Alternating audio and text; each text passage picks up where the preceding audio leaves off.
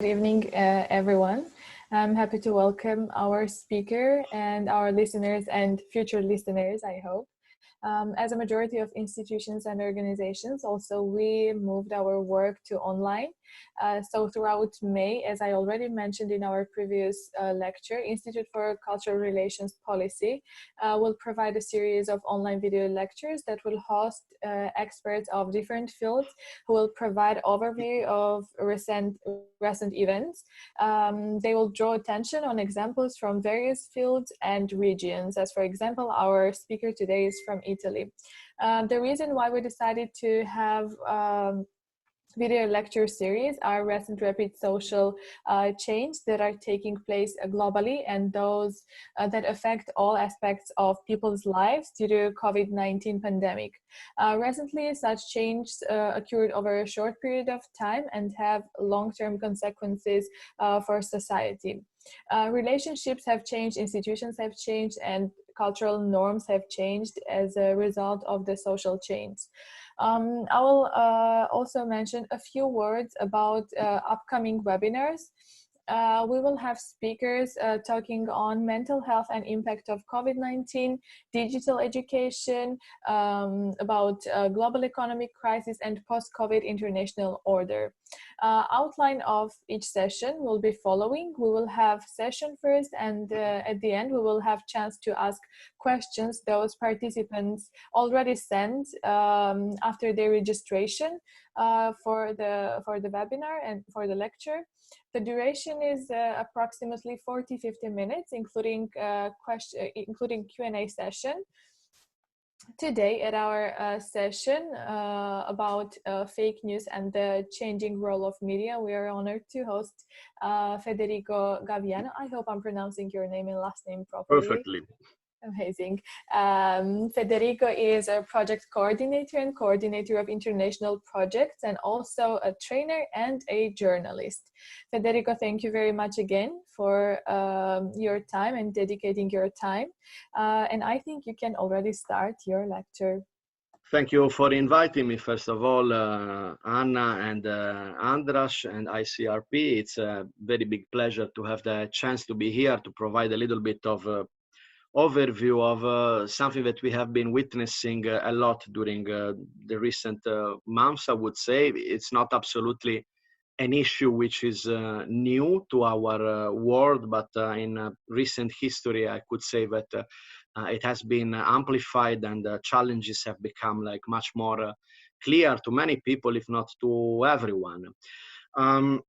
So in order to better understand like what we are talking about, as you mentioned, like we are talking about fake news. Fake news itself can combine like a lot of different concepts, but as a general term, let's say that is some false stories or false pieces of information that in certain ways appear to be news.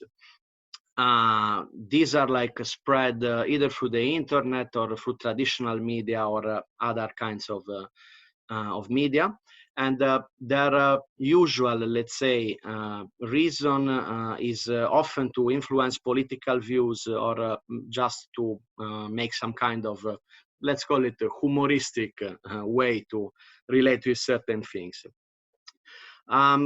While traditionally this was done like in a different way, obviously like today the way of reporting fake news and how to say seeing fake news can be very diverse. So traditionally, let's say that like only media basically had the real task to provide information, and so a fake news was basically something that the reporting of a fact that never happened. So something that was like made up, or something that was reported, but the journalist that was reporting it in their media was not taking, let's say, enough care of checking the sources and checking the credibility of such sources.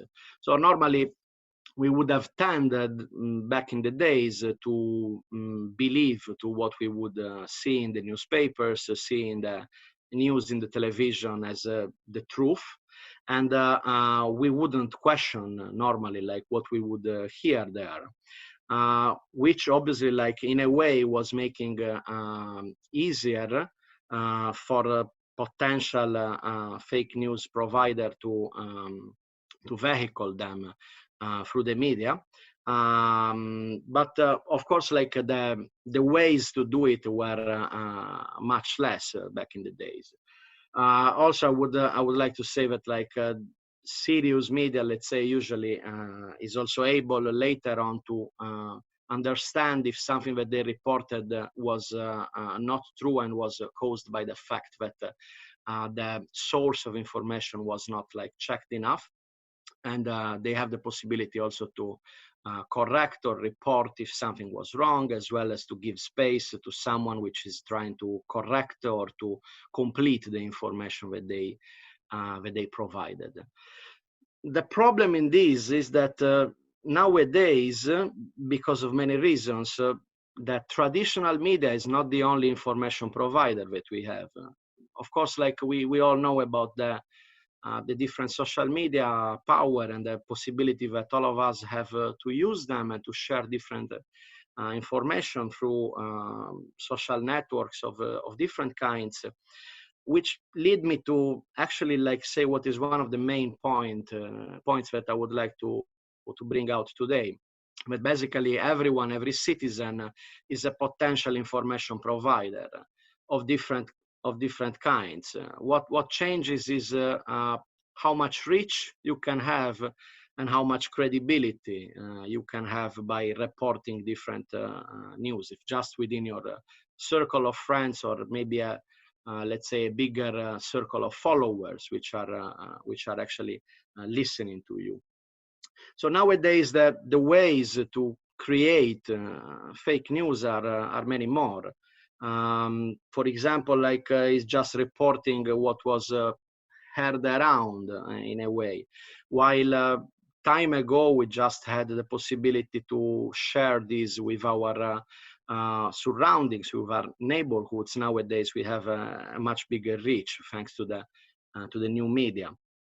Another way is that today there is like the technology, of course, like give us the chance to create artificially pieces of information which are not actually out of reality. And I'm talking about, for example, the possibility to manipulate pictures to make them look as real, or to create even deep fake videos of certain kinds.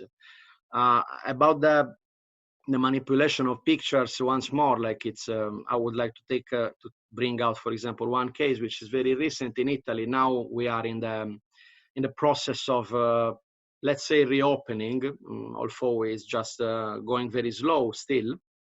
And as you probably have heard, like Lombardy, the region of Milan, has been basically the most touched one in Italy. And some days ago, there were some pictures reported that were showing how many people were walking and gathering together in one of the most popular areas of the town.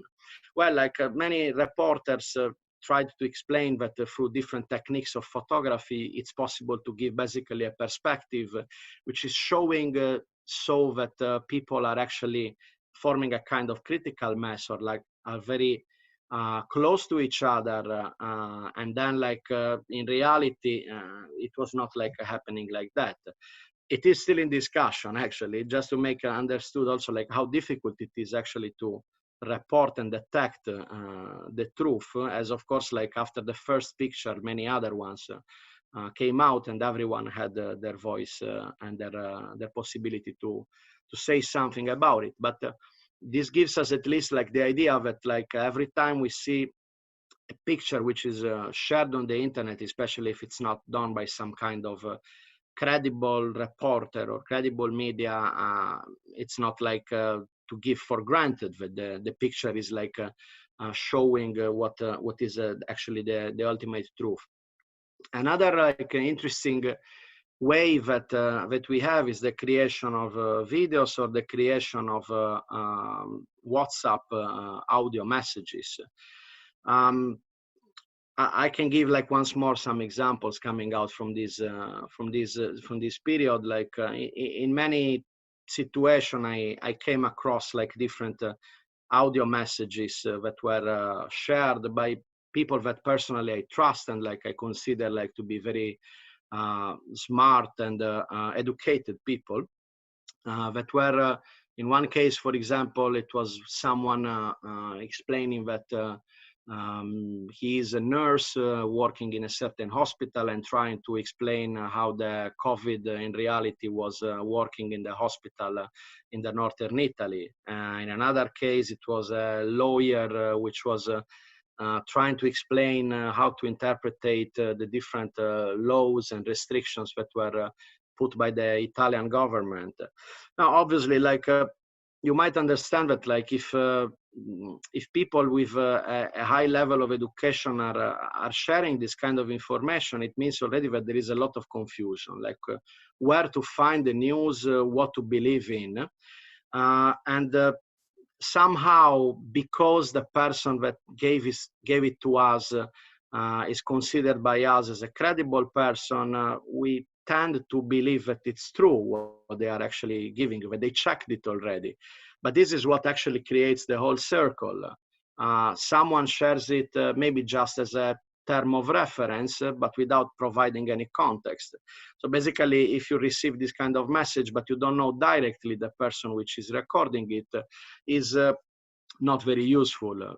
First of all, like if I would be a lawyer wanting to put some clarity on certain specific laws that are or restrictions that are put by the state, I wouldn't like probably at least like make an audio for WhatsApp and share it around. But maybe this is just my old-fashioned opinion about it. But the second thing is that actually there is no possibility to actually check who was the real person which was like providing this kind of information. So even if maybe what is contained in this audio message is even true, is basically impossible for us to provide it the real credibility. Some more things like fake tweets or fake messages by personalities that are important or considered as important. The oldest example of it all was when we were assisting to a lot of different Donald Trump tweets telling loads of different stuff. Besides the fact that, like, I believe that there is already enough of true tweets from different politicians to talk about. It's luckily for us that we have free access to most of these profiles and possibility to check at least whether this person really like shared this view or this news by the fact that, as we know, like in most social media now, we have now already since quite some time, we have the blue mark, which is showing us whether the person is whether the profile is from the official person or institution or not. The most dangerous thing within this is that everyone can share it. So there is no control out of that.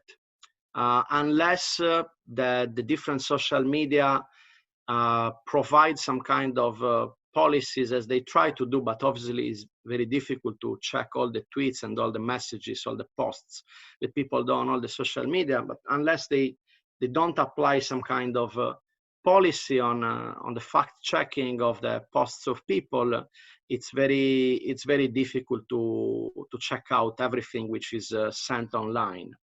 And on another way, it's very dangerous. There is always a very thin edge between censorship and freedom of speech, and instead the hunt for the fake news. So understanding like what stands as a personal opinion and what stands instead as a trying to report a certain fact is a very difficult job, I would say.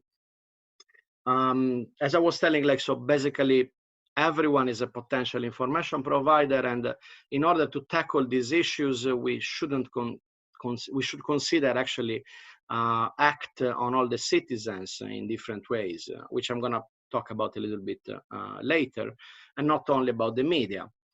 The president of the Order of Journalists in Italy, anyway, like recently told a very interesting definition. He said that like we as journalists, we are somehow the doctors of information.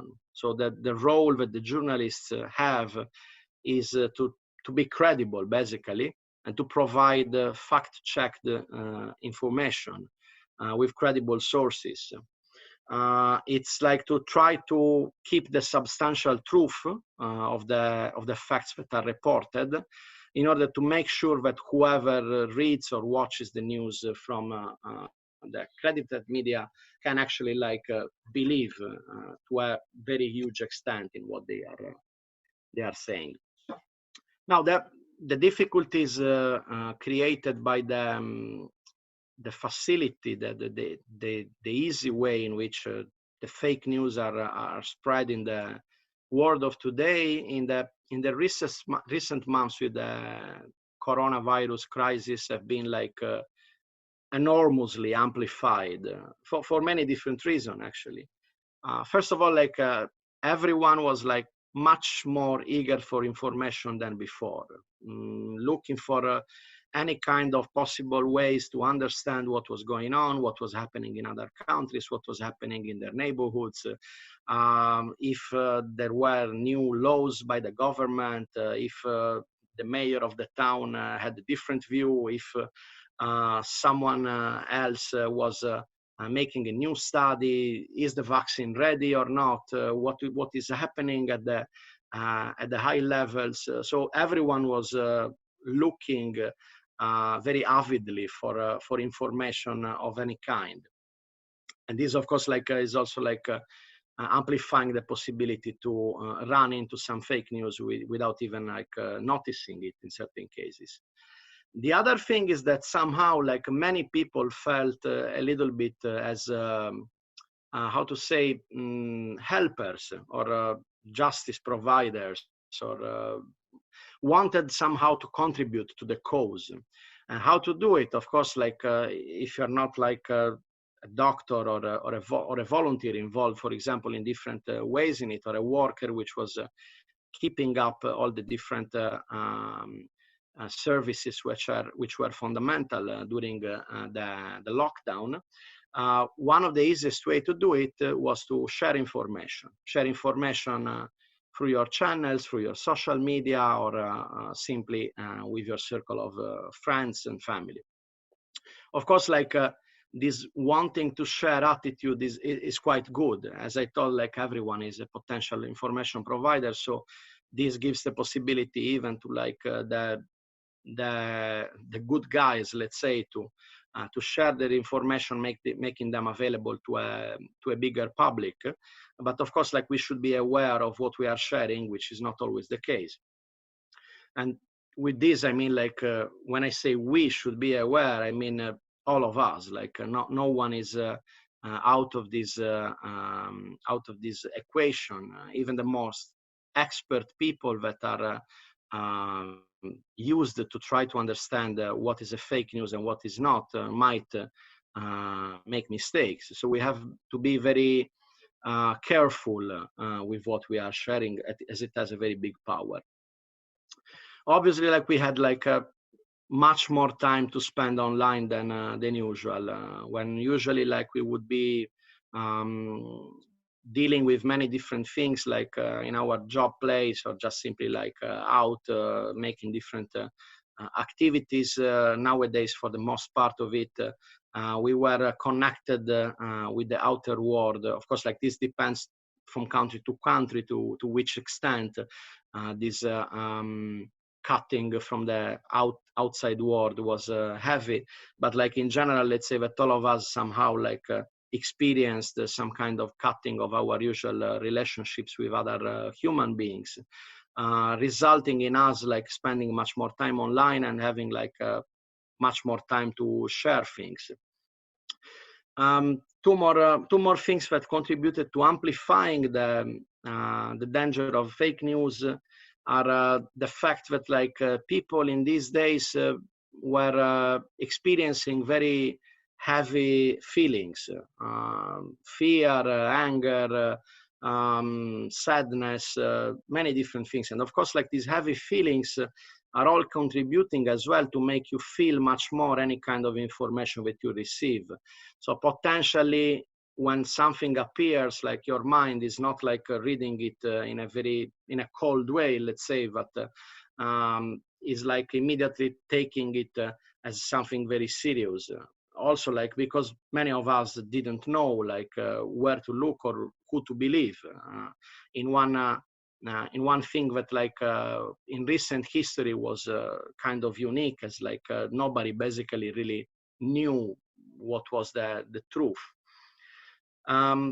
Last thing that contributed in amplifying this big issue is that emergency situation and crisis obviously represents a very big opportunity for people to try to use this emergency to stand tall in the end, to try to use it for passing their political views, try to have more money by having the chance to get more appearances on different kind of medias, or having the possibility to increase their power thanks to the possibility that through providing information that was likely to be true or was looking as it was true, more people were following them actually.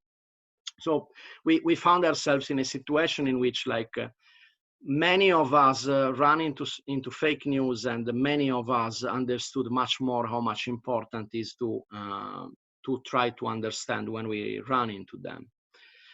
One thing that is important also to mention at this point is that nowadays is very difficult to understand the concept of truth, let's say. As I told before, before it was very easy. It was we read it on the newspaper. We are sure that the newspaper is the main information provider, and we tend to believe in what we see there or on the television. My grandparents do it all the time. They do it still today, actually. I heard it in the television, and it sounds it means that it's true. It happened. Nowadays is a little bit more complicated, both because besides the substantial truth, there is also the right to different opinions. So different journalists might actually report the same fact using a little bit different tones or underlining different aspects of the news. And on the other hand, we have to understand that there are many more credible providers of information. In our case, for example, we have many very important virologists that are explaining their opinions, scientific opinions about the virus, but in many cases they go against each other. So one is saying one thing and another one is bringing up another theory, due from the fact that of course the virus is somehow new, and that there hasn't been enough time to really study it and understand what we can consider in the end as the real study on it, and what is actually the real credible one. So we just have to listen to many different opinions and trying somehow to understand what is actually the most credible one, depending on the reputation of the person which is providing it, or the program which is providing it, or depending even on how we actually relate with it. We have to be aware about the fact that the confirmation bias and the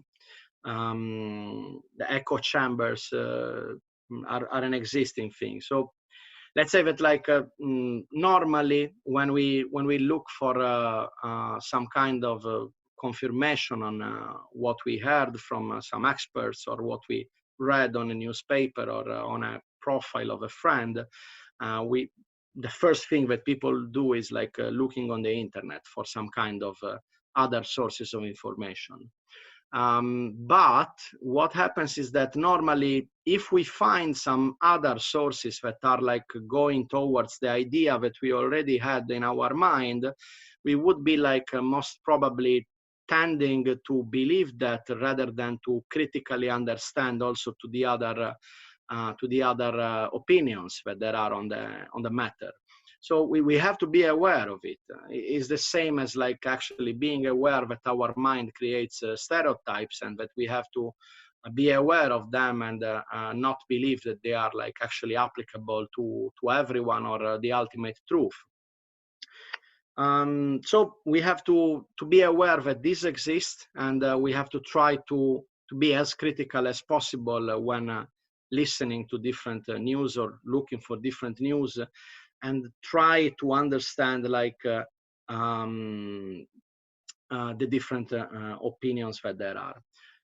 In another sense, I would say that also like sometimes that the journalists themselves don't make our life easy, because one of the, let's say, the tasks that journalists should have should be also like, of course, if it's not like specialized journalism or scientific journalism, which is of course for people that are into the field, into the topic. So one of the tasks of the journalist is to make the news understandable, easy to read for the people without oversimplifying, obviously. But this sometimes is not happening. So it's difficult for us even to understand what we are reading, and to understand what does it mean, what we are reading.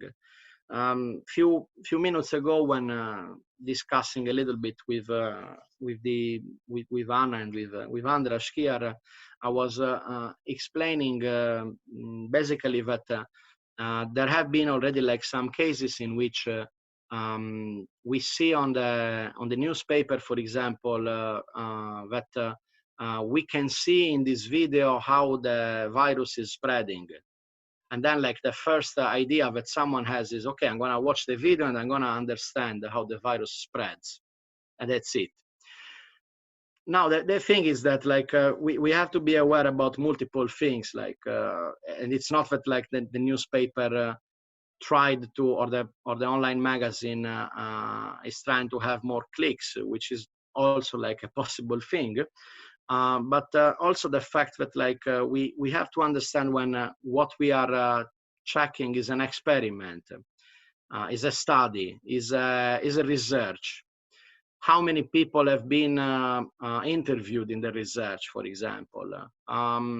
We talk about nowadays how many industries or how many businesses are not going to reopen after the economical crisis which has been caused by the lockdown.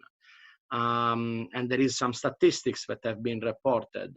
But how much credible they are depends also, of course, on being able to read the research, how many people have been interviewed, who these people are, how much spread they are through different regions, are they all from the same area, from the same business, etc., etc. So the news that we are reading cannot be simplified in just like this is saying how many businesses are not going to reopen after the lockdown, and we cannot share it as that, because other people might not have the same capacity that we have to read this article in a critical way, and might just understand the superficial meaning of what we are actually sharing. So how to detect, how to be able to understand what actually is true, or what is actually a fake news, indeed is a very challenging task. A very challenging task, first of all, because as I told you, like to say that there is just one truth in certain cases is very complicated and even dangerous. So one of the important keys is really like to have access to information, which in many cases anyway, like probably we experience in this day, how it is not like someone that everyone has, both because of freedom of the press or because of actually like technology friendly attitude that a person can have or not, capacity to actually orienteer within this big, huge sea of information that there is. So it is one of the answers, but of course, like it's not possible for everyone to get the same access to it. To give some kind of let's say little tips, I can say just like one of the first thing that I usually do is like as obvious as it might sound, is to check the date of what is being shared. And as I told before, like no one is out from it, because sometimes even the most expert people don't realize it. A friend of mine some recent time ago shared with me that there was like one trial ongoing with one TV program because of reporting of fake news, and then the news was of 2014. So actually, it was referred to other things. But sometimes, again, like our mind is so much into it, and we want so much to see that journalist being investigated for what kind of stuff he or she is reporting, but we don't check this little detail, which is indeed very important. So checking the date is one of the first tip that I can give. The other one, another one, also like very simple, is checking the URL of the website. There are many websites that register domains which have maybe one letter or a very slight difference, or maybe just the domain which is different from a very credible newspaper. I don't know, like something like changing the article in the beginning of the name of one newspaper. And of course, like this is bringing us to believe it is that credible newspaper that we know, which is sharing a news, while instead is maybe a portal which is known for trying to share fake news also through this technique. So checking actually this little detail is also like very useful. A fundamental thing is for everyone to go beyond the title of the article. We are bombed with information. We receive a lot of information every day through different sources, and sometimes we don't have like the time to really go deep into the news that we are receiving. On the other hand, as I told, like this is okay, but before sharing it, at least we should make sure that like what we are reading is actually exactly what is meant. So the title sometimes is sensationalistic, sometimes is a little bit how to say resuming too much what is the fact, but that's why like we need to read also like what is written in the article, because it might bring out many other different aspects which in 2 lines cannot be actually explained. The most recent case of this that I came across is that one newspaper in Italy reported that one person died at the age of 30, and he was like the youngest victim of coronavirus in Italy. And under that, it was written the person was a victim of one car accident and was in a coma.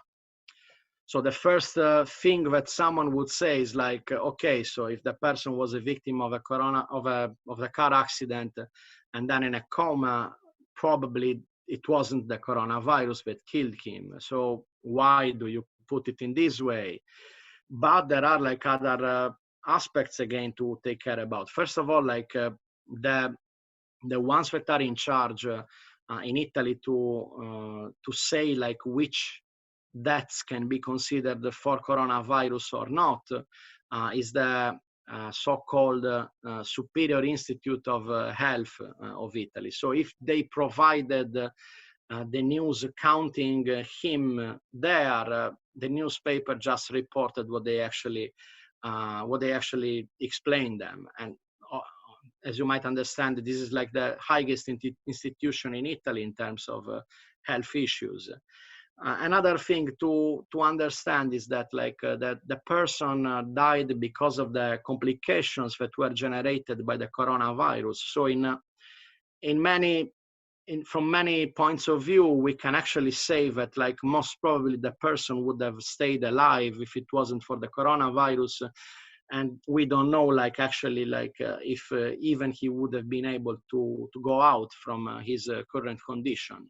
So the reading of the article is fundamental to understand all of these aspects, which otherwise would put us to just judge what we are reading as a stupid news, to say the least. But of course, there is much more beyond the cover, as they like to say. One thing which is nice to do but not easy to do is to check other sources to see what the other media providers are saying about a certain fact. So if we see that someone is posting something, or if it's a certain again media provider is giving a certain news, it's good if we have the time to try to look also for other information providers and see if they report it in the same way, or if they have a different idea on what it was actually shared. Keeping in mind that sometimes by simplifying, we are just not giving justice to what was originally reported.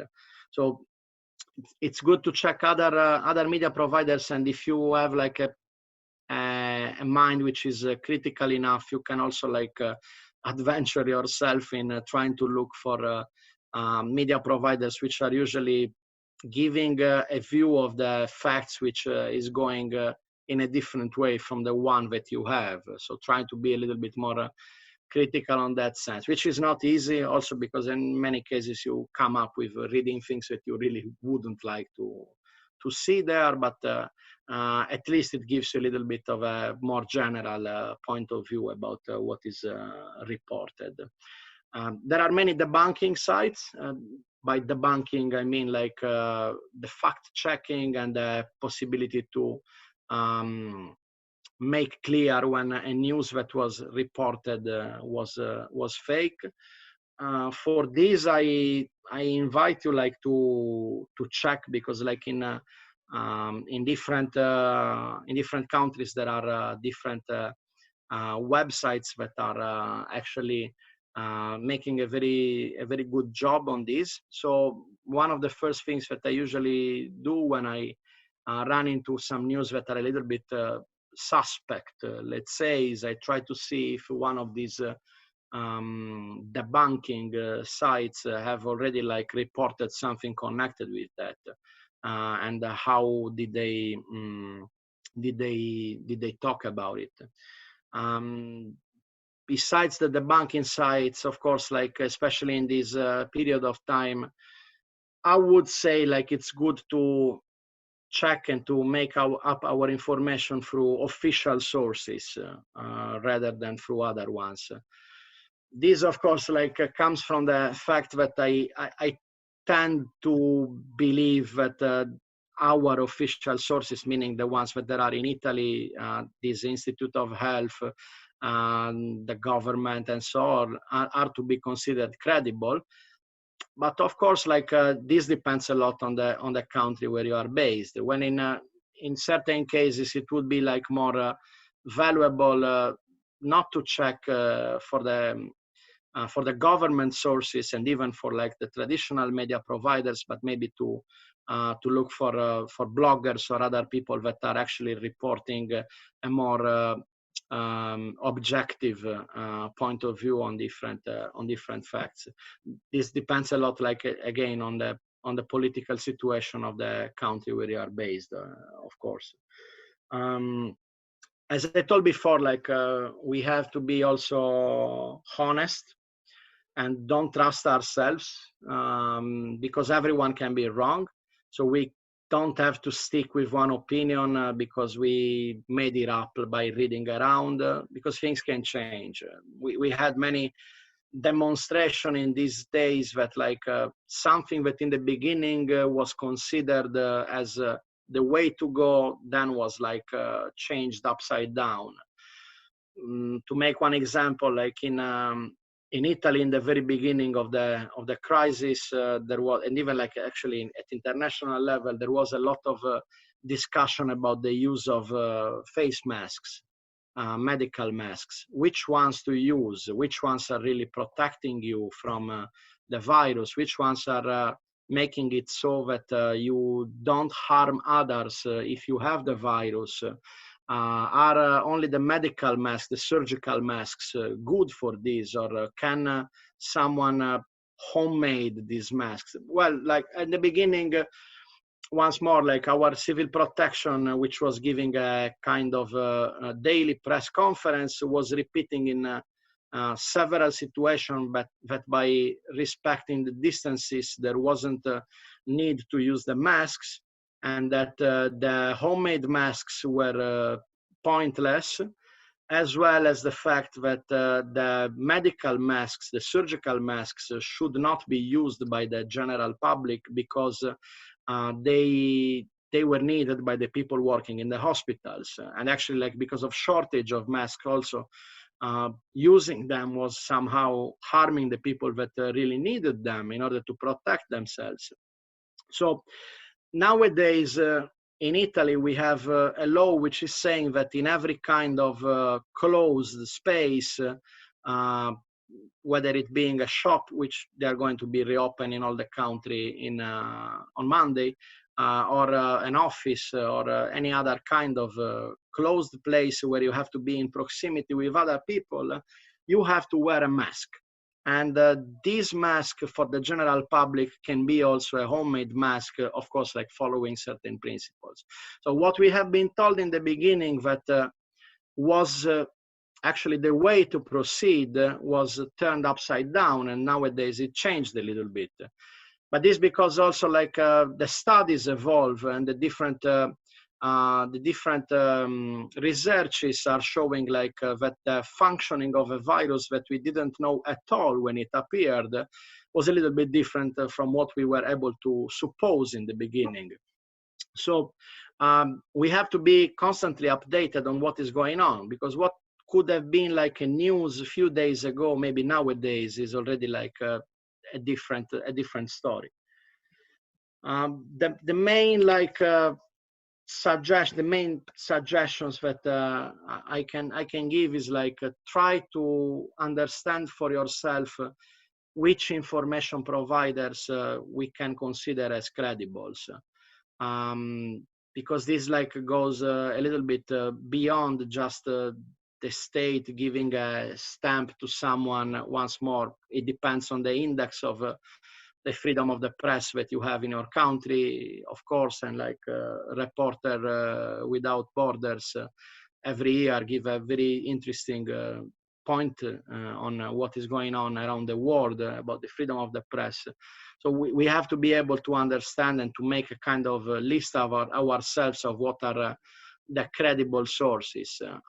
This is like of course, like with general media, but of course it can be like also like experts on different topics, which can provide us like a scientific or a good point of view. And the main suggestion for me is like really don't be compulsive on sharing what you get, what you read. So thinking twice, as I could say. As I told before, like we could be the smartest persons around. We could be like very good in like understanding which ones we can consider as fake news. But in the moment in which we are sharing it, if we don't provide enough context or possibility for people to reply to what or to ask for explanations to what we are actually sharing, we might cause more disinformation than the information that we want to provide. So someone which doesn't have the same tools to read properly the news or the audio or the video that we are sharing might transform it into a fake news. So we have to be very careful about that, and when to share it, where to share it, with whom to share it. And these are like some of the tips that I would like to give. To close, a couple of other tools that I can suggest, as I told, like check within your country the main debunking sites, the fact-checking sources, where you can actually see how they tried to understand the famous, let's say, fake news that are being shared around. And another, there is like a website which is useful to understand like how much images were photoshopped. One very useful one is photo forensics, which provides you a little bit of idea of how much the image that you are sharing there has been photoshopped before. Also, you can use the Google image search to understand if the image that was shared was used in other contexts. I remember that like during the migrant crisis, people were sharing one image of a very big ship with people even falling out of it. And with the subtitle, this is what is happening in the island of Lampedusa, which in the south of Italy is one of the most touched ones by the migrant flows from the south. But in fact, the photo was from more than 20 years before, and was from migrants from the Western Balkans. So it was a completely different situation, but the photo was taken, and just with a subtitle was used in order to pass a different concept. And this is the basic of the creation of what was in 2017, if I'm not wrong, considered as the word of the year, post-truth. Post-truth meaning that like somehow we consider it's more important how much credible is what we are reading than the actual truth itself. So this was credible because there was a very big crisis, and there still is actually, not maybe to the extent as before, and many people didn't even like doubt about that, even people that were alive when the original photo was shared. So this is the basic to create actually a fake news. Last point, and I would close here. What is the future? The future of media, as they asked me to try to bring out during this short lecture. The future for me about the traditional media is to build up on their credibility, to keep on doing their job in the most professional way possible. In Italy, we have one corporation of journalists where people that are working or cooperating for newspaper have to refer to, which comprises also like a very important code of ethics, which has to be respected. And there is even a tribunal which is judging people that are reporting on different media providers, and deciding upon them in case they like actually reporting fake news or doing something which goes against the ethics. In most like professional media providers around the world, there is some kind of internal code of ethics anyway. So the first thing for the media providers is to stick to this ethics and to try to do their job no matter how much the current information flows are becoming faster and faster. There is a movement which is called slow journalism, which goes a little bit taking the slow food idea that was created some years ago. So that the idea is that like we shouldn't rush. Of course, like nowadays, it's much easier to share a news, and if you don't do it fast, someone else arrived there before you, and then you lose the scoop.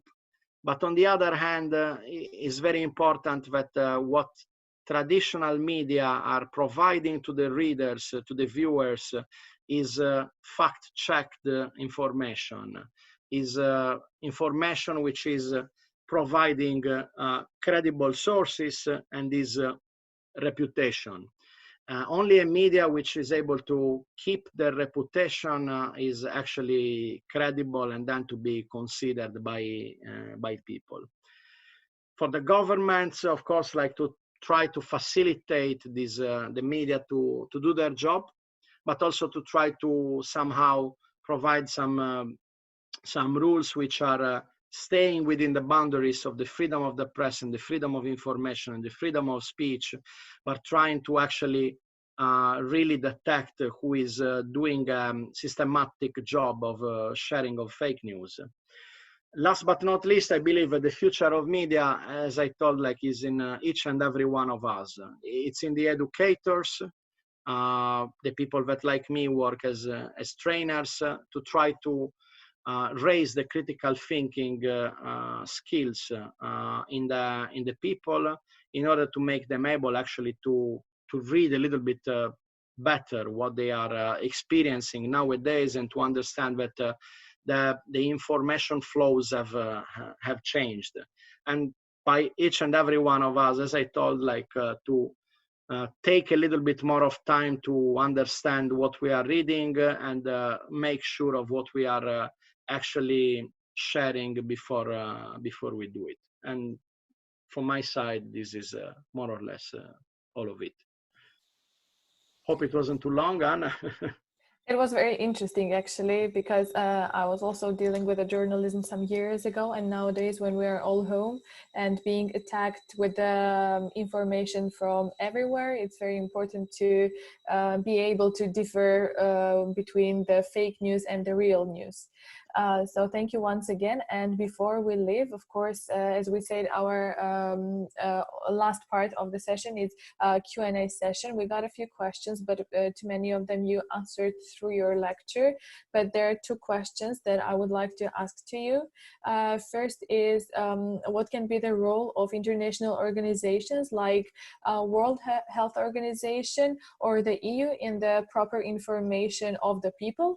And the second question is, what do you think about the efficiency of the World Health Organization's Mythbusters project? What would be the right and effective way to encourage the internet users to burst their filter bubbles, leave their echo chambers? Okay, so I try to answer about the role of international organizations.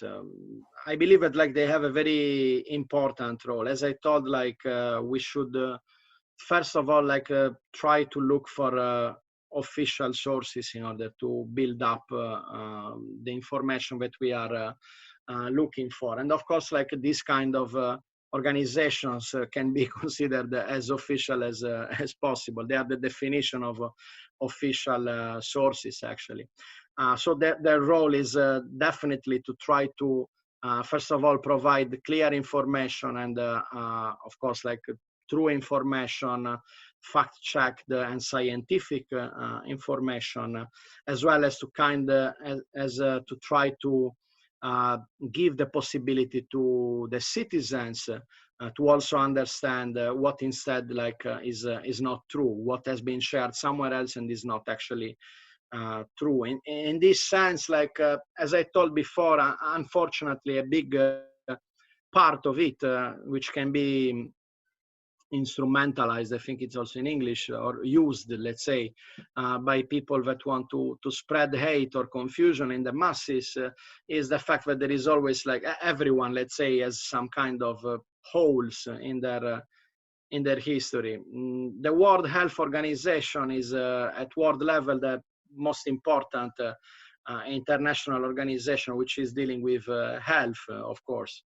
But on the other hand, I believe that many people have read a little bit after the beginning of the pandemic that the last time that they dealt with an epidemic, it was because of the swine flu that was spreading mainly through the US. I don't remember if it was like 12 years ago or such. And in that case, like that the World Health Organization itself admitted later on that they have been a little bit too much in a hurry to define it as a pandemic, which it wasn't in the end. Also, like there were some trials against some members because it was reported that someone was involved into economical interest with pharmaceutical companies, and so they had interest to try to push the idea of the pandemic in order to try to keep this interest for their personal one. So of course, like this happened, but the thing that like we have to keep in mind is that like the World Health Organization still stays as the most important and credible organization dealing with health at an international level. The credibility of an organization is also given by the fact of how they persecute the people that did wrong within their employees or the people that are cooperating with them, and they did in this case, for example. So we have to take care about this and not just to say, they were wrong once, so they can be wrong again. Of course they can be, but still I would rather believe what they say than what like one newspaper of which I don't know anything before is trying to report, or some kind of how to say obscure conspiracy theory which is pushed out by someone else. So for me, like the role of the international organizations in all of this is very important, and they tried actually to do it. Many of them, like they put these sections about fake news and links like where to find the official information regarding the pandemic.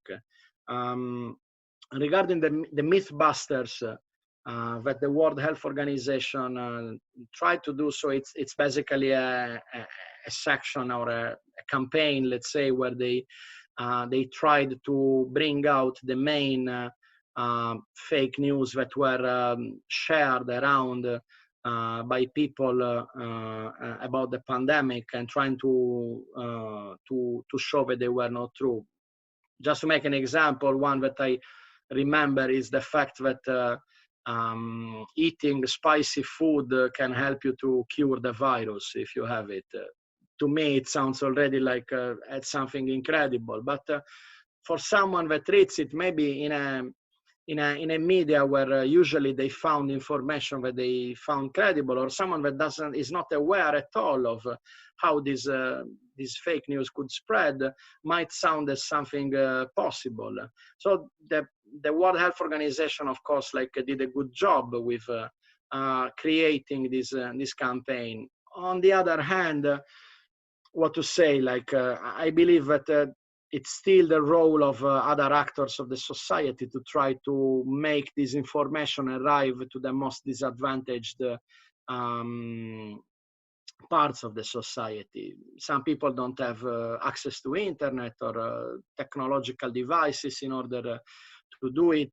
Some people cannot read English and cannot find information in other language. Some people would not believe the World Health Organization, but would believe if someone else that they trust is providing them the same news. So I think that the idea on principle is good, but then it requires a lot of help by all the actors of the civil society in order to be really effective. So I would encourage to keep on doing these kind of things, because for sure they are helpful for the people that try to provide a little bit more of insights and clarifications on all these facts.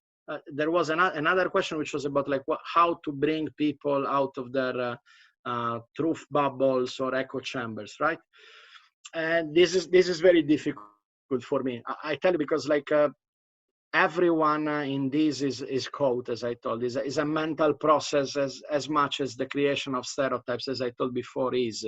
So even the most expert people somehow they will recognize that they tend to believe more to things that go towards their political or personal views than other things that they wouldn't want to believe. So the idea is like, again, to try to read as many things as possible and to try as much as possible to try to be critical even with yourself.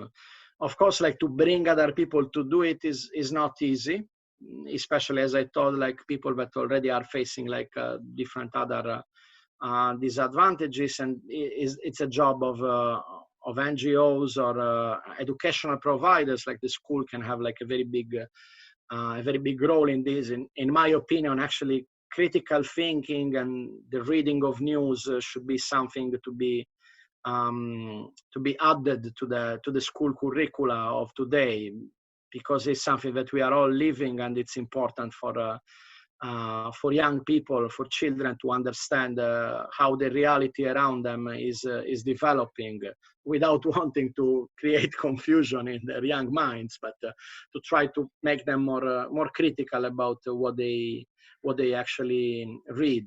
So we cannot force people to be more critical, of course. We can provide suggestions. We can give like other ways to read the same things. We can provide links and facts. And one very important thing that I forgot to mention before is I see on the internet especially that sometimes the discussion among people is not very productive. It works a little bit like supporters of different football teams that someone is say white, and because the one say white, the other one says black. So we are fighting all the time, and we don't try to put like constructive points of view in these discussions. And this is very, very dangerous in my opinion, because in the end it just keep everyone on the same point of view without them being more critical about what is happening. And it doesn't help like to think that because someone cannot read the news properly or doesn't have enough critical thinking, then this person is a stupid. This is something which is happening as well online quite a lot. Like someone puts their own reading on something, and instead of trying to make them understand that this is a fake news, some people are just like pointing it out or laughing at them, or trying to show how stupid they are, making a screenshot and sharing somewhere else. I mean, this is not helping at all. This is just like creating hate and hatred among people, and it's not like supporting them in becoming a better critical thinker. So this is another thing that I would like to point out. Thank you very much again for very informative content, Federico. I hope soon Italy will be open and my lovely Italian people will be in much better situation. I would like to thank also our listeners and viewers and remind that our next session will be on Wednesday on mental health.